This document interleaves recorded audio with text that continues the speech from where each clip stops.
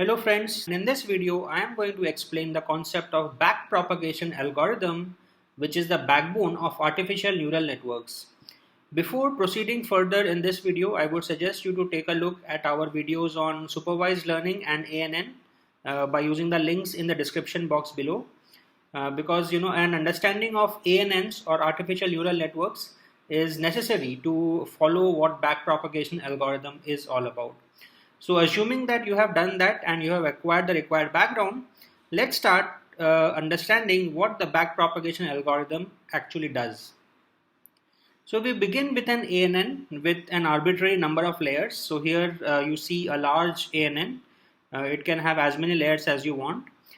We have chosen the number of input nodes to be n, which is equal to the number of output nodes, but that is not necessary.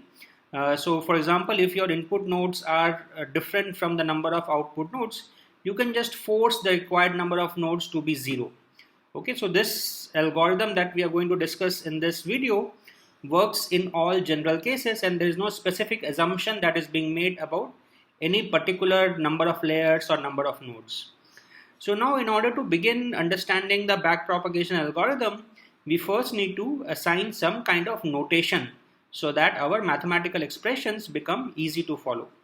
So first we begin with labeling all the number of layers. So we have capital L number of layers marked from 1, 2 and so on up to L. So the input layer is number 1 and the output layer is number capital L. And in between you have small l minus 1, small l plus 1 and so on. So many layers in our ANN. This capital L could be anything that you like. It has to be, of course, a minimum of 3 because you need at least one hidden layer, but there is no upper limit to what this capital L could be. Now, after having given a particular label to our layers, we now need to give a label to each node. So the notation we use is the following, which you can see at the bottom of your screen. We use A, superscript L and subscript J. So what this means is that this is the activation or the output of node J in layer L. So for example, if we take the second layer, the nodes would be labeled in this fashion that you see on your screen. So the first node of second layer is labeled A, superscript 2, subscript 1, then A22, then A23 and so on up to A2n. So the superscript of A refers to the layer number and the subscript refers to the node number. So here again you see the number of nodes in the second layer have been taken to be the same as the number of nodes in the input layer, but that does not really enforce any restriction on you. So in case the number of nodes are different, you could just force the required number of nodes to be 0 and that's all. So this ANN that you see is very general and does not have any restrictions of any kind. Now if we take this layer with number L, its nodes are labeled in this fashion that you see on your screen. AL1, AL2, AL3 and so on up to ALN. Similarly, the layer L-1 has nodes like this. AL-1 is the superscript and 1 is the subscript. Then AL-1 with subscript 2, then AL-1 with subscript 3 and so on up to AL-1 with subscript n. And similarly, the layer with number capital L-1 has all its nodes labeled in this fashion. So the basic idea that you need to remember is that A represents the output of each node, the superscript refers to the layer number and the subscript refers to the node number. So now after having given a label to the layers and then a label to the nodes, we now need to attach labels to these connections between different nodes. So for example, if we take this particular connection, which is between the second node of L-1th layer to the third node of the Lth layer, we will give a notation of W, superscript L and subscript 32 to denote the weight of this particular connection. So what does this mean? So the superscript of W refers to the output layer. The first subscript refers to the node number of the output layer and the second subscript refers to the node number of the input layer, which is always one less than the output layer. So now, for example, if we take this connection between the n minus 1th node of the L minus 1th layer to the nth node of the Lth layer, its weight will be written in this fashion with a superscript of L and subscript of n comma n minus 1. So WL subscript n comma n minus 1 represents that the connection is to the Lth layer and node n from the previous layer and node n minus 1. So in general, we have this weight symbols W with superscript L and subscript JK. What this means is that this is the weight for the connection to node J of layer L from the node K of layer L minus 1, which is the previous layer. Now, having given a notation to the layers and the nodes and the weights, we now need to see what kind of formula we use to calculate these output values.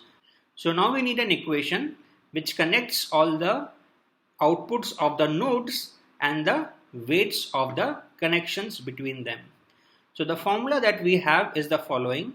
So A superscript L subscript J is the output of the jth node of the Lth layer, which is given by some sigma function, which is an activation function, and inside this function you have summation over all k. So k denotes the k is the index used to denote all the nodes of the previous layer. So A superscript L minus 1 subscript k are the nodes of the previous layer and multiplied by the corresponding weights. So if you take a sum over all of them and then you pass this through an activation function, this activation function could be a sigmoid function, this could also be a ReLU function or many other kinds of functions which are used in machine learning. Usually in ANNs these days, the hidden layers have an activation function of ReLU and the output layer has an activation function of sigmoid. But in specific cases, you of course could choose according to your particular problem at hand. So now what we have done is that we have taken all the nodes of the previous layer, multiplied them with the corresponding weights, taken that sum, and this sum is given as an argument to the activation function, and the output is assigned to the value at jth node of layer L. So what this notation essentially means is that if you take the input layer, then xj, which means the jth input, is denoted by A superscript 1 and subscript j, and similarly the jth output, which is yj, is denoted as A superscript capital L because it is a capital Lth layer and subscript j. So now we have assigned the symbols to the various nodes and the weights, and we have also now seen this formula to calculate the output of a given layer by using the output values of the previous layer. So just to understand what this formula means, so suppose if we take this third node of the Lth layer, since it has only one connection, as you can see in the graph, this third node of the Lth layer has only one connection to the previous layer, which is from the second node of the L minus 1th layer. So A superscript L subscript 3 will simply be equal to sigma and inside brackets WL32 multiplied by A L minus 1 and subscript 2. Now similarly, if we take this node N of layer L that has two connections from N minus 1th node and the N minus 3th node of the previous layer, so that formula will now be A superscript L subscript N is equal to sigma, which is our activation function, and inside brackets we will have the weight multiplied by the value of the node, the output at that particular node. So we have since this nth node of Lth layer has connections from two previous nodes, so that's why inside the sigma we have two terms, omega L n comma n minus 1 multiplied by a l minus 1 and subscript n minus 1 plus w superscript l and subscript n comma n minus 3 multiplied by a superscript l minus 1 and subscript n minus 3. So similarly, you can write the formulas for each individual node in this entire ANN and thereby calculate the output at each node by using the outputs at the previous layer and the corresponding weight values. So now that we have done this, we now need to understand what is it that this ANN does. So the first step in this ANN is what is called forward pass. We know the input values already because it is given to us in the data set. Now by using these weight values, we calculate the values of the next layer. So from the input layer, we first go to the next layer. So now you may say that from where do we get these weight values? So this whole purpose of backpropagation, as we will see, is to be able to compute these weight matrices or these weight values, which gives you the output that you desire. But initially, since we do not know the weight values, so you can initialize them randomly to some small values to begin with, and then we will see how you use the backpropagation to update these weight values. So let's say you chose some initial values for the weight values randomly, and using that from the input values which are given to us, you calculated the values of the second layer. Now using the second layer values, then you computed the third layer, fourth layer and so on, and then we come to the L minus 1th layer. Then again we keep doing this process till we get to the L minus 1th layer, and then finally we get to the output layer. So what did we do? We took the input values from our data set. We initialized this ANN with some random values of the weights, and using these initialized values, we calculated the output values at each node till we reach the output layer. After we reach the output layer, we need to compare the obtained output values with the values given in our data set. And using this comparison, we calculate what is called the cost function or the loss function. So what is our objective? So for a given data set, we need to learn the functional relationship between input and output using this ANN. So now our objective is that after we have computed this cost function or loss function, we now need to update the weight values so that this cost function is reduced over each iteration. So first we did this forward pass. After obtaining the output, we computed the loss function. Then using this loss function, we then updated our weight values. We again did another forward pass, again got a new output value, compared that with our available data set to see whether we have gone closer to the output or not. Then again we keep updating our weight values till we reach an accuracy which is good enough for us. So once again the objective is to update the weights WL subscript JK in order to reduce the cost function. Of course, this cost function cannot be reduced till 0. There is usually always some error, but the more and more you can minimize this, the cost function or the loss function, the better your prediction will be. So now, in order to reduce the cost function, the basic process that we use to update the weight matrices is what is called gradient descent and follows from simple calculus. We will not be getting into the details, but you can see this equation on your screen.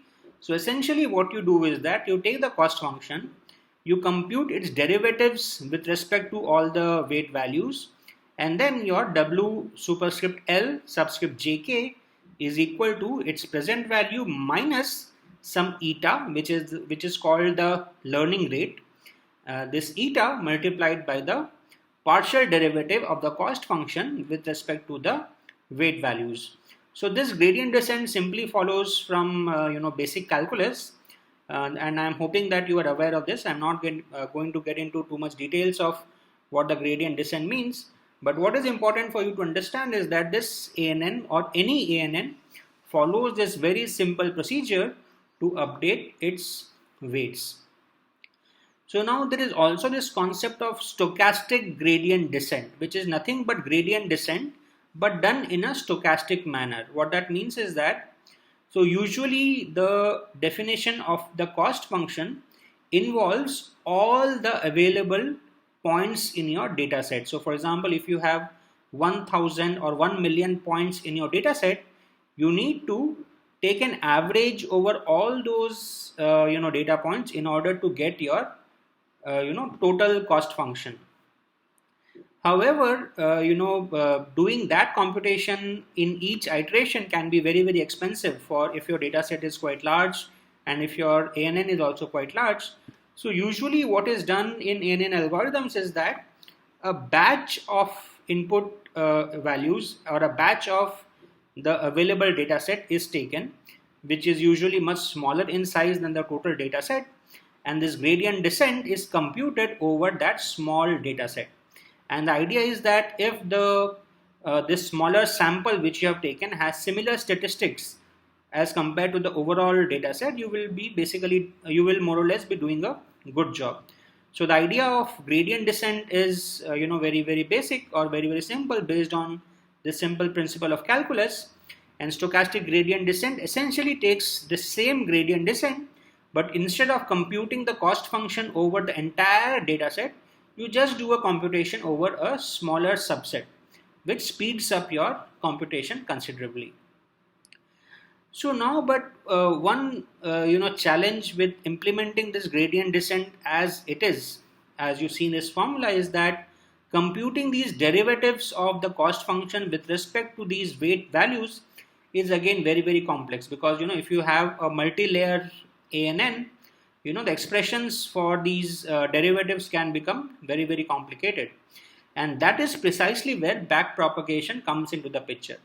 So backpropagation is not a new or a different algorithm, but this backpropagation essentially gives a nice method to compute these derivatives very, very efficiently. So once again, the process of training your neural network requires gradient descent, or you can use stochastic gradient descent. And in order to implement this gradient descent or stochastic gradient descent, you need to compute these derivatives of the cost function with respect to the weight values. And this backpropagation is essentially this method of computing these derivatives in an efficient manner.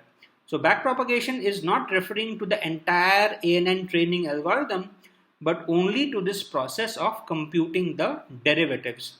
Once these derivatives are computed, then you can use either the full gradient descent or stochastic gradient descent or some other optimization method in order to update your weights. So now let's see how these derivatives are computed in an efficient manner by the backpropagation algorithm. So to give a brief recap of what we have done so far, so you have this ANN, which could be small in size, which could be large in size, it doesn't really matter, the algorithm works fine exactly in all cases. So we have each node whose output is denoted by A, superscript L and subscript J, and which is given by this formula, sigma, and inside bracket you have a sum over all the weight values and the outputs of the previous node. In order to simplify this formula, we denote the quantity inside the brackets as Z superscript L subscript J. So that is just the summation over the weight values and the outputs of the previous layer nodes. And so this ALJ is simply sigma of the ZLJ values. And you have this cost function which you want to minimize. And the process of minimizing is that you keep updating your weight values using this gradient descent formula till you reach the appropriate weight values which minimize your C. So here this eta is called the learning rate, and this has to be chosen appropriately, because if you take eta to be very high, then you will keep jumping around your cost function landscape and you won't really reach anywhere. And if your eta is very small, then your learning process will be very, very slow and it will take too much time. So you need to choose an appropriate value of eta which you can learn from experience. So now, as I mentioned, this backpropagation is essentially an algorithm for computing these derivatives of dou C by dou W L J K. So let's see how these derivatives are computed. So we have this expression dou C by dou W L J K, and so essentially the idea that we want to use is that instead of computing these derivatives independently for each single weight in the whole ANN network, what we want to do is that we want to go layer by layer. Like when we did our forward pass, we went from input layer to first layer to second layer to third layer and so on till we reached the output layer. We want to carry out a similar procedure so that we first do these derivatives for the output layer weights, then we go to the previous layer, then we go to the previous layer, and then we go to the previous layer and so on. So essentially, we want to compute these derivatives for the weights associated with one layer and use these values to compute the derivatives for the weights associated with the previous layer. So this would give us a very systematic procedure so that we can compute these derivatives easily without having to get into too many complications. So now in order to do this layer by layer computation, we just need to use the chain rule of calculus so that we can represent these derivatives by using the terms of the next layer. So now, so first thing that we do is that we first write this dou C by dou W L J K as dou C by dou Z L J multiplied by dou Z by dou W. And this is because taking a derivative of the cost function directly with respect to the weight values again becomes quite messy. However, as you can see very clearly, taking a derivative of these Z values with respect to W is very straightforward because Z is simply a linear function of W. So now if we use the expression for Z over here and we take this derivative, that simply gives us dou C by dou Z Lj multiplied by A superscript L minus 1 and subscript K. So this you can get by using the expression for Z given above and just differentiating that with respect to WLJK. And now what we do is that we denote this dou C by dou Z Lj by this symbol delta Lj, which is called the error function. So why this is called the error function is not very clear, but for the time being we can accept this name because that is the standard name which is used for this particular function. So we have taken this derivative of C with respect to the weight values and written that as a product of two derivatives by using the chain rule. So we have dou C by dou Z Lj multiplied by dou Z Lj divided by dou W L Jk. And dou Z Lj by dou W L Jk is simply A superscript L minus 1 and subscript K. And we denote this dou C by dou Z Lj as delta Lj. So this our derivative of cost function with respect to the weight simply becomes this simple expression delta L subscript J multiplied by A superscript L minus 1 and subscript K. So now it is important to note that once we have done a forward pass of our ANN from input to output layer, the values for the A are already available to us. So at each single node of the network, we know what are the values of A subscript K and superscript L minus 1. So all that we need to do is to compute the values of this delta symbol. And once we have the values for these delta symbols, computing the derivative of the cost function with respect to the weight values becomes very straightforward. So now what we need to do is to develop a protocol to compute these delta values for layer L by using the delta values of layer L plus 1 so that we can go along a sequential process in the ANN. So in order to do that, Let's start from this expression. So we have delta Lj, which is equal to dou C by dou Z Lj, which is our definition of the error function. So now, because we want to use the values of the next layer to compute the delta values of the previous layer, we are again going to use chain rule and write this derivative in this format. So now we wrote del C by del Z Lj as summation over all k del C by del Z L plus 1 subscript k. So L plus 1 means it is the Z values of the next layer multiplied by dou Z superscript L plus 1 subscript k divided by dou Z Lj. So now we need to sum over all k because there are multiple nodes in each layer, and the derivative has to be with respect to each node in that layer. So this is a simple application of chain rule. So now we have represented our derivative in terms of the values of the nodes of the next layer. So now let's see what this becomes. So now we already know that our derivative of the cost function with respect to z is represented as this delta function.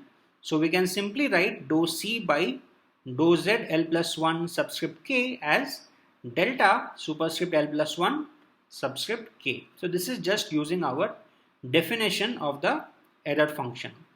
So now we have this function where we have the delta superscript L subscript j in terms of the delta of the layer L plus 1. And now our sole thing that remains to be done is to compute this derivative of the z values of L plus 1th layer with respect to the z values of the Lth layer. So let's see how that is done. So simply by using the formula for the z values, which is given to you on top of your screen. So you have z subscript k superscript L plus 1 is equal to summation over all m, where m is some integer, weight values L plus 1 subscript km multiplied by a superscript L and subscript m. So now you can write this in this form, because we know that our ALM is nothing but sigma of ZLM. And now we need to take a derivative of the z of the L plus 1th layer with respect to the z of the previous layer. So that is simply given as dou z superscript L plus 1 subscript k derivative with respect to z superscript L subscript j is equal to omega L plus 1 kj times sigma prime, where prime represents derivative with respect to the argument, and inside you have zlj. So this z of L plus 1th layer was a summation over many terms, but when you take a derivative with respect to a particular z of the previous layer, only one term will remain, because derivative with respect to a particular node of all the other nodes in that network in that layer will become 0, because the output values of a particular layer do not depend on the output values of any other node in that same layer. They depend on the output values of the previous layer. So when we take a partial derivative with respect to the z of a particular node, only that particular node will remain and everything else will become 0. So now we can use this formula and simply substitute in our expression that we had derived earlier. So now we get an expression for delta Lj, which is equal to summation over k delta superscript L plus 1 subscript k into w L plus 1 subscript kj times sigma prime of zlj. So now you can see that now these delta values of a particular layer depend only on the delta values of the next layer. And now once we have computed these delta values, computing the derivative of C with respect to the weight values is very trivial, because it is just multiplication of the delta values and the output values of the previous layer, which is A superscript L minus 1 subscript K. So using this backpropagation algorithm, Now we can compute these derivatives very efficiently in a very fast manner without getting into any kind of complications, and this is what we use to implement the learning algorithm for ANN.